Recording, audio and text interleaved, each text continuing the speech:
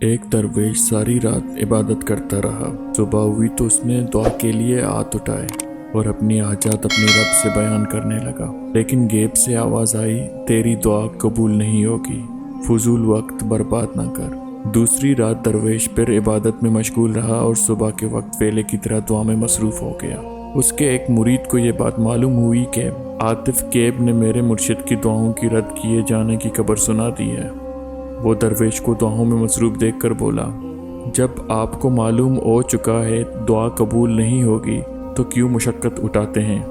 درویش نے مرید کی بات سنی تو آنکھوں سے اشک رواں ہو گئے اور بولا، تو ٹھیک کہتا ہے، مجھے دھتکار دیا گیا ہے، لیکن میں کیا کروں؟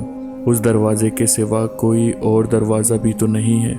اگر اللہ نے میری طرف توجہ نہیں دی اور میری دعا قبول نہیں کی تو یہ خیال نہ کر کہ میں اس کا در چھوڑ کر کہیں اور چلا جاؤں گا، میرا تو کہیں اور ٹھکانہ نہیں ہے۔